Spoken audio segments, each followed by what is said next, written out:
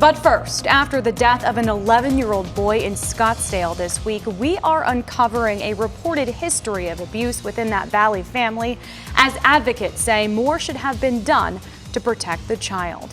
This is where we begin tonight. Thank you so much for joining us. I'm Whitney Clark. Hi, everybody. I'm Jared Dillingham. We just have horrific new details this evening about a Valley grandmother and her husband accused of torturing their grandsons. They're accused of starving and abusing the two boys, and now the 11-year-old is dead. He was found unresponsive in a hotel bathroom in Scottsdale.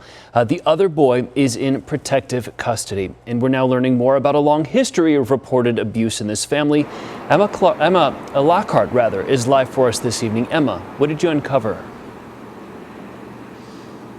Well, your heart just breaks hearing about this alleged abuse, and it dates back years. DCS says it investigated this family 3 separate times back in 2017.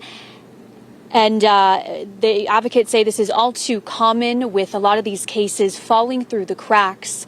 Take a listen.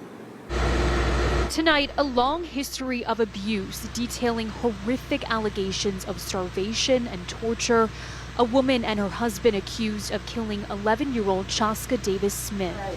Ma'am, you're here on a new Superior Court case for 1 count of murder in the first degree. His grandmother, Stephanie Davis, and Thomas James Descharnes now behind bars on murder and child abuse charges. Appearing for the first time in court today, court documents detail disturbing abuse allegations that date back 5 years.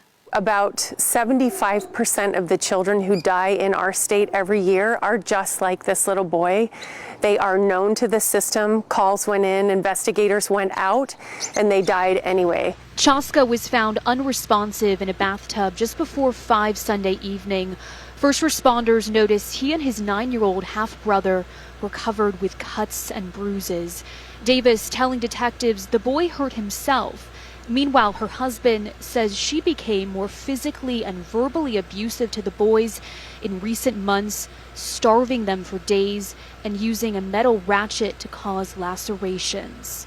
When we hear these stories, it just makes us double down on the work that we do, because we know these deaths can be prevented. Darcy Olson is the CEO of Gen Justice, a local group that advocates for child abuse victims. She says in this case, more should have been done to protect the victims.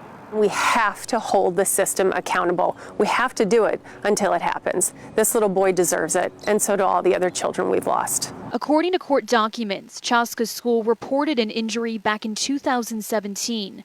Arizona DCS confirming there were 3 separate investigations that year, with reports alleging the 11-year-old had bruises and scratches on his head and face.